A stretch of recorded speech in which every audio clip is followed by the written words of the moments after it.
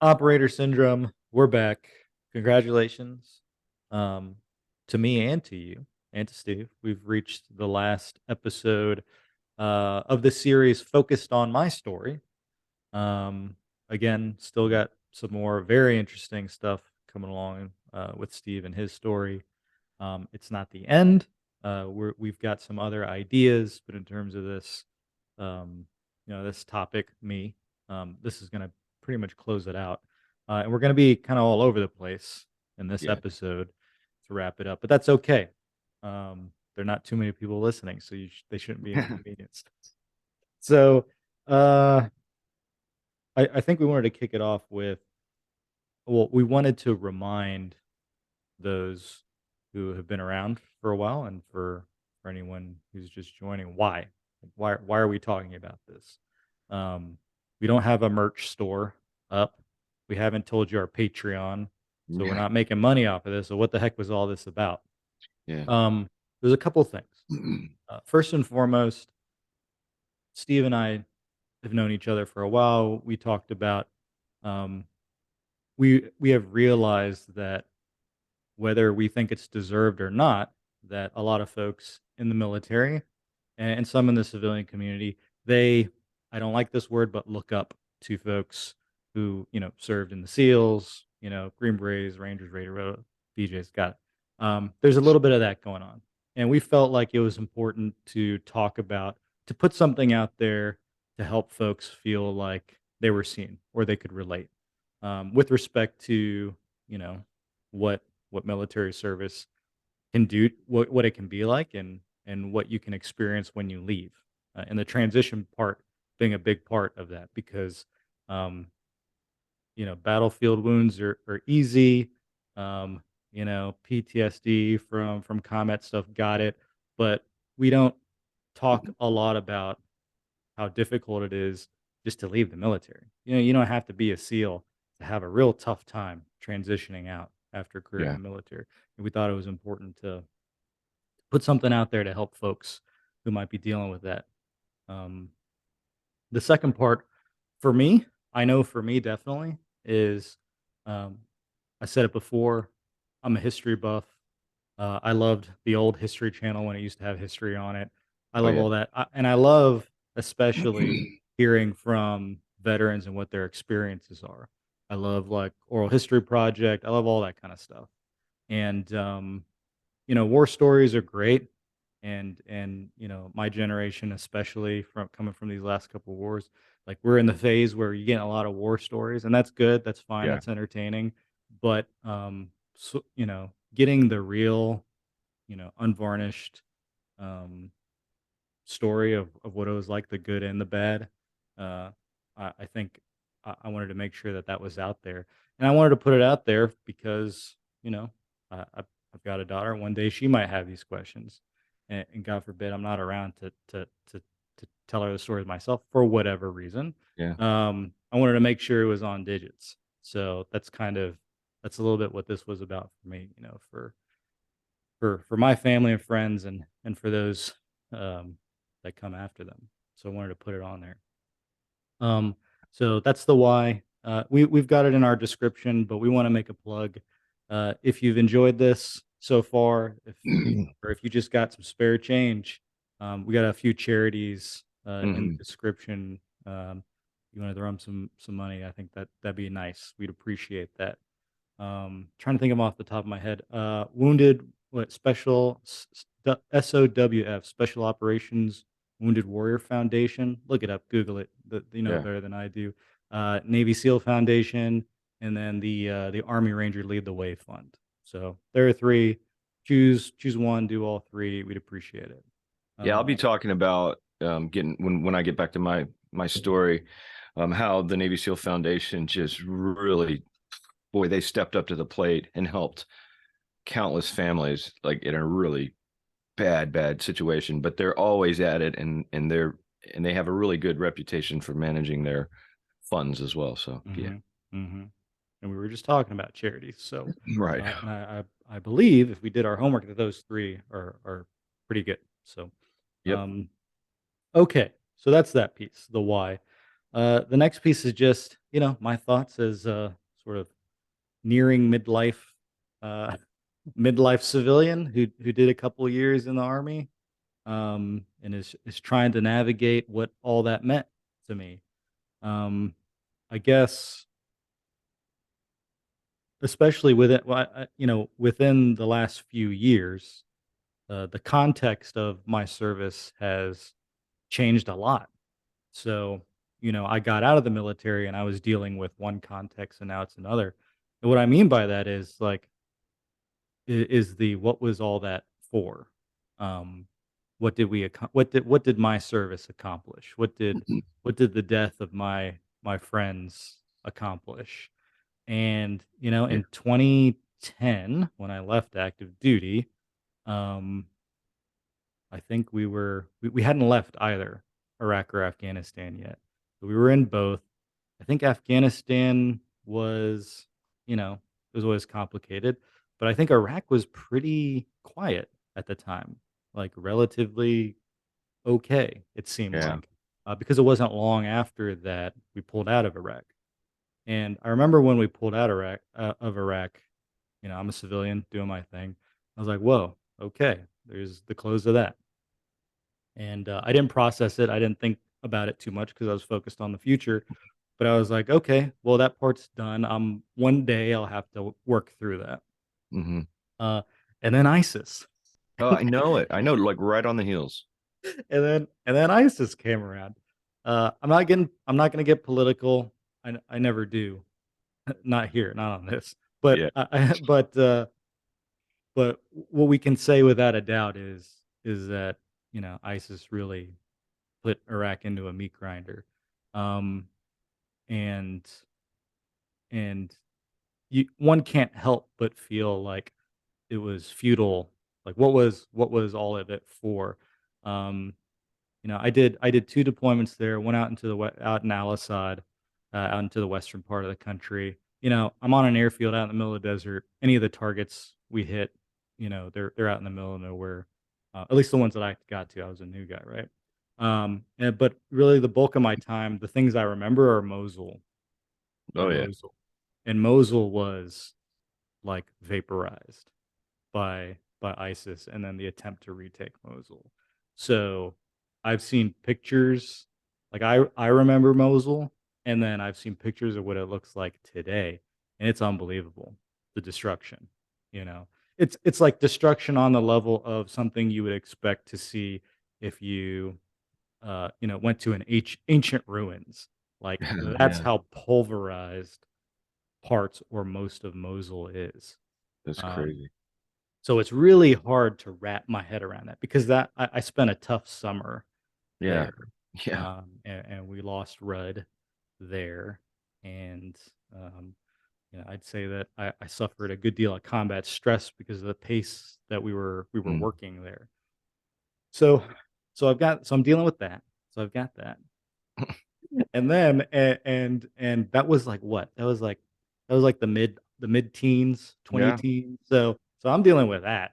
And then within the last year, I think it was, right? Within the last year, Afghanistan just, implodes. Yeah. Um, Unplugged. Yeah. so again, not to get political, nothing political, just stating the facts here. Like we're doing, helicopter evacuations off the embassy. We've got like C-17s mowing people over on the ramp, trying to take off. I mean, come on, right? Nuts. Nuts.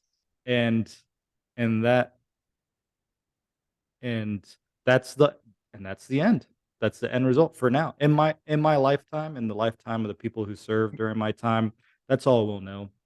We don't know if Iraq or it'll be a from where they are now, it'll be a generational thing if there is like improvement to be made for both. Afghanistan will be many, many, many, many generations. But Iraq probably has a better chance of doing it sooner than later. But still, probably not within my lifetime that I'll see, what I'd hoped for Iraq or Afghanistan Or Afghanistan. or You know, Afghanistan. Go yeah. ahead. Go ahead. It's just a crazy world sometimes because this is a wild one, and I don't know how many people out there. I've never mentioned this before, but it was like days before the 9/11 attack. There was a really good dude. He was part of the Northern Alliance in Afghanistan. His name was Ahmed Shah Masood, and he was a poet. He was an intellectual. He was for a liberal. He was for females being educated. He did not like the Taliban. He did not like Bin Laden. He could have given us Bin Laden on a platter several times, but the CIA didn't trust him because he had been formerly Mujahideen. And everything I've read about him, I hope somebody writes a biography of this guy. He was unbelievable, and a friend of ours. And he kept begging us. He goes, give me the tools." And he was a warrior. He'd fought his whole life, and had a big following in the Northern Alliance against the extremism that was in Afghanistan. And he was blown up by a journalist. Only like, I have to look it up, but it was like a few days before 9/11 went down. And I just thought, oh man, talk about missed opportunities, man. Sometimes I think our country, and I'm not pointing at any person, and this isn't political, but sometimes like, man, sometimes we never miss an opportunity to miss an opportunity. But damn, I don't know what to say. It's just like you can't make it up. It's sometimes it just feels like you're living in a freaking virtual reality. But anyway, back to Patrick.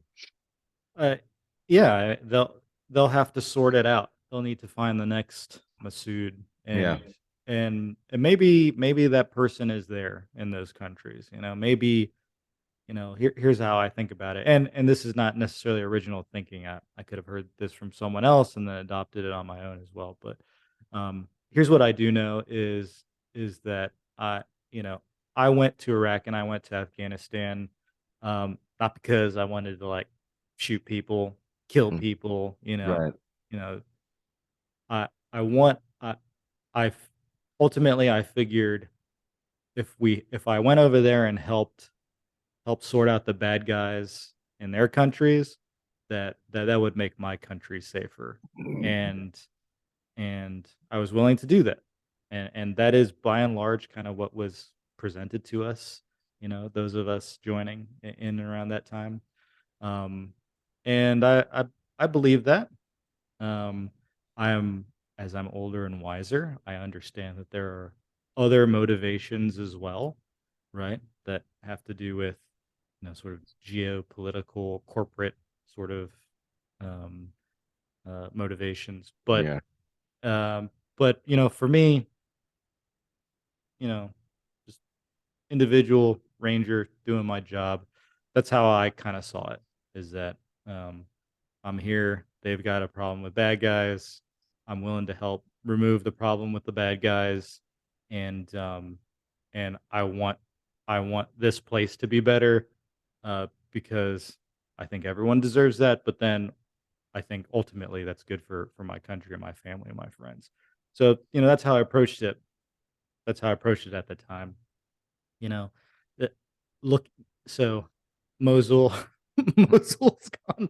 Afghanistan is in the hands of the Taliban, like it was on September 10th, two Yeah. thousand one. The I'm still working through it. I don't. I'll be honest. I don't spend a lot of time thinking about it, because I'm a busy guy. You know, Yeah. I'm a cab driver now. I got to take people to swim lessons and guitar Mm, lessons and school, yeah. and I got work to do. I got emails to answer, but always and forever, it'll be in the back of my head playing, you Yeah. know. Don't you And think a lot of the Vietnam guys are feeling the same dang way? I mean, I wonder, I I yeah, I wonder. it was almost eerily similar, seeing people evacuated by Hilo off Mhm. an embassy. It's like goes Yeah. back to Saigon, it's like, huh, interesting. But I think so. And in the Vietnam example, maybe there is some hope, and I think that that's kind of what I plug into now, which is, Vietnam today is a country that's like pretty friendly to Americans, yeah, yeah, that's from what I've heard. mhm, yeah. They did their thing. I don't know. Is it still a communist? It's It is technically. yeah. Yeah, but it's just there's it's so crazy when I study linguistics as part of my field of research, and words are really interesting. I mean, the words I'm all about words because that's what I Hmm. do, that's my profession, and Hmm. I have to pay really careful attention to words when I'm publishing an article or trying to make an argument. But there's a term called indexical words, indexicals, and those are words that are so emotive when you just hear the word, like atheist, Hmm. communist, Hmm. Muslim, Hmm. terrorist. They just they prime our emotional pump. And we don't necessarily think carefully or nuanced about these terms. They just go right into our bloodstream and we Hmm. go red. We start Go not red like a communist communist. term. Yeah. Or maybe we go blue. But yeah. But Well, communism is one of those terms, and yes, it got so much heat, it did. especially in the McCarthy era, that now we hear it and we're just like, holy shit, but not all communists. I mean, China is a communist country, and I'm not saying they're not scary, they are, but they're like a hybrid of, I mean, they're cranking out massive profits with what we would call almost a capitalistic sense right now. Hmm. You For can't buy sure. anything in Walmart that's not made in China. So Hmm. there are levels of communism. I think Hmm. the worst case we're dealing with right now is in Russia. That is some old school mean stuff. But and it's not the Russian people necessarily. It's just one guy who's committed to, like, I think he thinks he's Peter the Great or something, going back to Hmm.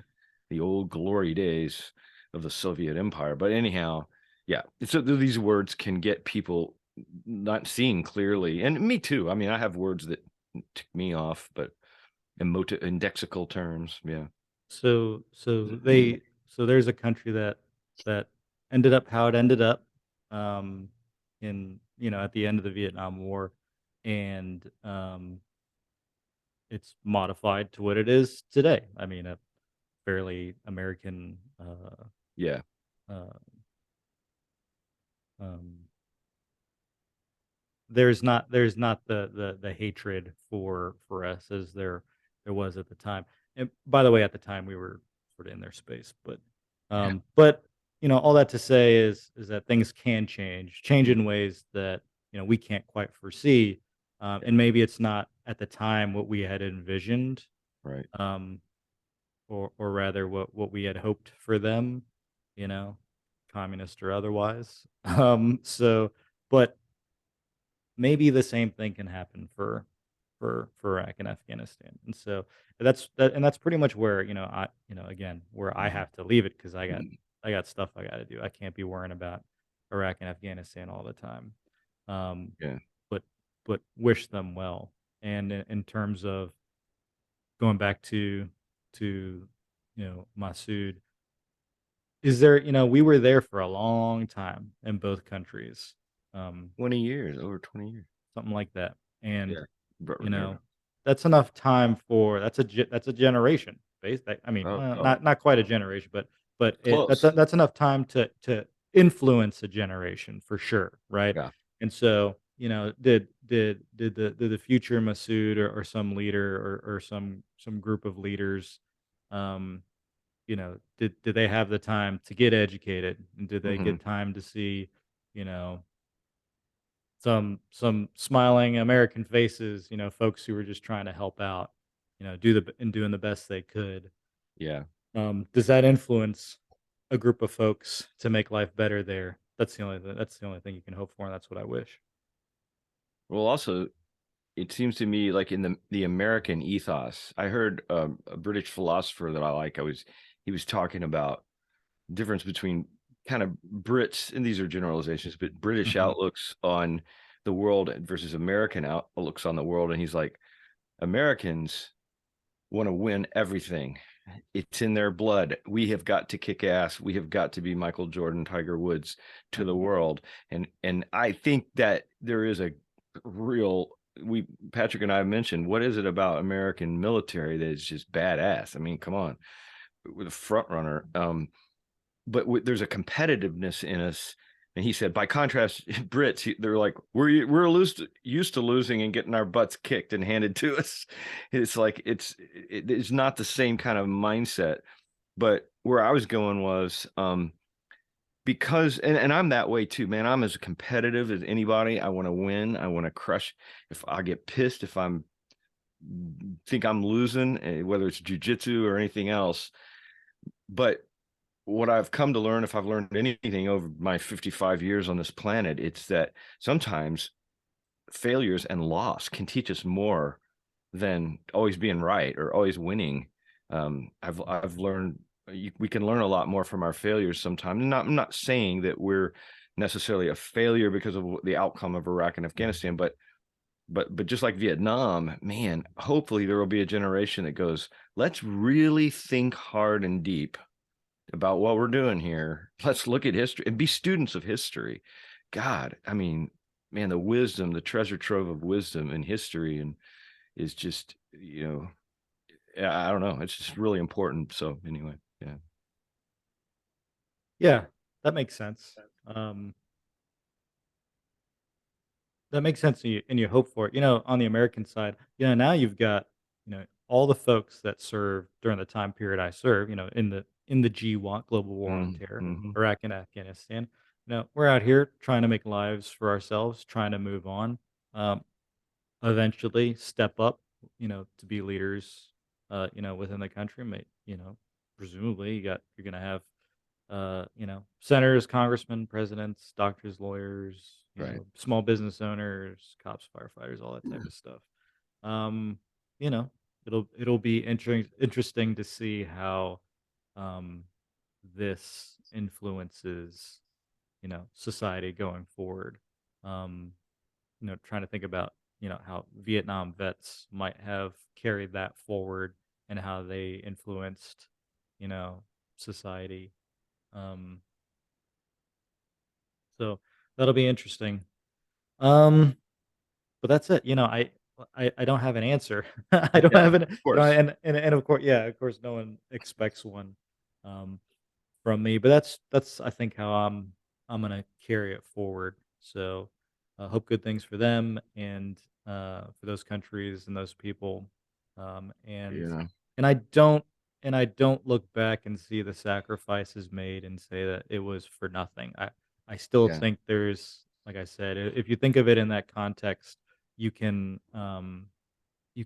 perhaps find a way where that sacrifice could be for something good. So We and also, I mean, we got Bin Laden, and we got a long list of really nasty, nefarious actors who are it's no true. longer on this planet. I mean, you know, it's not just you can't look at it as just as yeah, like a zero something. It's like just because we didn't have an outcome that was peachy, squeaky clean like World War II or like the Hmm. Gulf War doesn't mean that we didn't do good. Doesn't mean that our sacrifices didn't matter, didn't make a difference. We got some real bad characters, and I was just going to ask you, just curiously, uh, it, speaking to vets of your generation, you're not of my generation, but uh, soldiers, sailors, men and women who are struggling, who have served in Iraq and Afghanistan in whatever capacities. Is there any one or two things you might say because you've suffered on some level because of it all? I think everybody has if they were over there. What what might one or two points of advice you give people that are going, I feel hopeless. I just feel dark. I don't have much purpose. Anything that helped you along the way. Whoa. Yeah. Uh, yeah, that's I can talk. Yeah, I can talk about what seems to have worked for me is, um, I think you do need to deal with it. I don't think locking it away, Hmm. and I know what I just said about how I'm approaching, Yeah. sort of the wars is very is seems very close to like a guy who's trying to lock it away, Yeah. and that's probably like natural. But I have thought about it, and we're talking about it here, and I think that's Right. important. Like I think it's important to to to be deliberate and think through the things that might be bothering you. Hmm. I from a timing perspective. you know, March 2020, um, March 2020 was not a great time for me. Um, like for a lot of folks, but relationship troubles. Um, I'm spending a lot of time. Then we have this pandemic. Lockdown. What is it? Two weeks to flatten the curve. Whatever it was, it turned into to longer. Yeah. And so like all of a sudden, I'm spending a lot of time like alone, like Hmm. actually alone, and um I spent a lot of time, like, reflecting, like, deliberately reflecting, Mm. on my life and on the things that might have been bothering me, and I found that to be useful for me. I'd been to therapy, talked to counselors beforehand. I wasn't at the time, but I Mhm. think when I had that time of, like, quiet, solitary reflection is when I was able to make some big leaps in my head connecting Yeah. things, you know? Like, before March of 2020, um, I think I still would have told you that I didn't like the wars didn't really have any effect on me, which Yeah. seems fucking crazy. Like Yeah. how could it not? How could I look at someone in the face and in good faith say that I don't think it had that much of Mm. a deal an impact on me. Yeah. Um, but ask yourself those questions like, huh, okay, I'm not feeling great right Yeah. now. Okay, I served. Do I think could that have had anything to do with it? It- okay, okay, I saw combat. I didn't see combat. All right, if I did, okay, there's like a path for that. But maybe just the military experience in general and getting out, maybe that caused some issues, which is Mm. normal, which is expected. Um, so to be deliberate and think through those things, it's like confronting. What do they say? It's like admitting the issue is like the first step. Yeah. Right? Right. So kind of the same thing to just sit and be realistic and be like, okay, that had nothing to do with how I feel right now. Let's Right. think through that. And then so talking to folks is important. Talking to a counselor, you know, friends, whatnot. Friends are huge. Hmm. Friends having and this is something weird a little bit that got sometimes guys, males tend to not want to open up and be expose themselves, especially to other male friends, um, because there's just kind of machismo that's not maybe foregrounded, but it's in our culture. Guys don't cry. Guys, you know, don't show their emotions and all of this. And I think I said before, I think my personal theory on some of it, not it's a wicked problem. It's got many angles, but one of the reasons males, this is not the only reason, but we tend to be so violent. I mean, look at violent crime. It's mostly male. It's like 95% male. Is that we don't necessarily in this culture, I'm talking about North American context, we don't express our emotions and get it out, get those emotions out. It's a good thing to cry is just as good a thing as it is to laugh your ass off at some. Both there's a balance there that I think sometimes we get out of kilter, and I think it's like a pressure cooker for especially men when we don't get our emotions out because we got to be the dad. I remember my dad cried the first time I ever saw my dad cry was in a 1974 April 3rd tornado, and it was one of the most devastating in Kentucky's history. And we thank God we had a basement we were in. I was at a friend's house, and we all came out alive. And the whole subdivision. You talk about Dresden bombing. I mean it Mm, it's 2x4s everywhere, and he was at work. He was trying to get to us. He knew where we were, but he couldn't. The freeway was shut down, and he comes up the backyard from my friend's house, and I'll never forget. And he just has tears streaming from his eyes of joy that he saw us and that we were alive and we were okay. But I remember, I'll never forget it. I'm like, oh, what the hell's the world coming to? Dad's crying. My dad is crying. Oh no. Like that's not supposed to happen. Of mhm. course, we grow up and understand these things, but I think there's something there. I think there's something profoundly there. And so Guys, man, good friends have gotten me through more even than therapy's gotten me through in life. And friends that will just never judge in a million years. And I could tell my deepest, darkest secret and go, man, I feel like a piece of shit, but this is what I'm thinking. And have a friend go, man, I love you just because you're you. And there's no judgment because we're all walking bundles of contradiction, as I always say. So things to keep in mind. Mhm. And I think that they're counselors are great. Yeah, Everyone should do it. But it's definitely not gonna solve you're right. definitely not gonna solve any of your I don't think you're gonna solve your issues that way. It really has to be I've said it a couple times, I deliberately say deliberate. You really have to kinda dissect what's Mm-hmm. in your head. You need to dissect yourself. And a therapist, a counselor, they're good for, I think, helping you get down the path Mm-hmm. and, but if you just go in there and you just talk to them and then you leave and then that's Yeah, it, you're not doing the work. It's like anything else. yeah, You need yeah. to put in the work. A lot of And work. talking with friends can be good because um, you know, friends will sit there and listen, but they'll also probe a little bit, Mm-hmm. in ways that like a therapist might not because they don't know you that well. That's right. Sometimes I find that like counselors I said it before, it'll feel like they're on a script, but it'll also feel they don't know you well enough to know exactly where to dig all the time, like For where to sure. push forward, where they like your friend knows where you're full of shit, right? Yeah, yeah, And exactly. That's they'll the best put part. yeah, and they'll push like they'll push forward on a certain idea or situation more, Yeah, absolutely. um but put in the work. And then the last thing I'll say is we got to keep moving forward. You know, we the it's something we got to deal with, but we've got an opportunity to make a new life, to have new goals and to accomplish those. You've got a full life. Um, even if you did 20 years and you get out, there's still a lot of life left to live, and you need to have a new goal, a new thing to do. I recommend you try to do something as different from your military service as possible. Yeah, Um, it can make sense for money, maybe short time. You do something that's related, but expand your horizons, learn something new.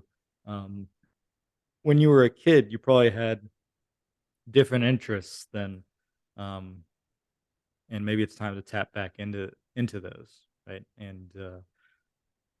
And that's it. That's all yeah, I got. I'm as a non-expert, that's what I try to do. It seems to be working okay so far. So try that yeah, out. And then of course, uh, we'll be here. yeah, Operator yeah. plug for operator syndrome. We'll be So here to answer every question and make all your wildest dreams come true. exactly, exactly. So you know what? For me, this being the last episode in my personal series here. Yeah, Um, if you got something to say, we're we're yeah, happy yeah. to share it. It is a little bit like therapy. Mhm. There aren't too many people that actually listen to this thing, so you don't need to worry about being getting famous off of it. Yeah. That's your least concern. And it helps. I mean, Yeah, it helps, and it captures your story going forward. Pretty soon we're gonna have yeah, a couple folks on here, different stories. Um, so, feel free to join the ranks. Again, Operator Syndrome Podcast at gmail.com. yeah. Force Recon Marine I interviewed coming up. Really, it was a good couple interviews. So David is his name. Can't wait to debut his series of thoughts. So Hmm. And it doesn't have to be like this. You don't have to talk for a year and a yeah, half. that's You right. do you got 2 episodes, you got 2 years. That's fine. We could do that too. Just reach out. Um,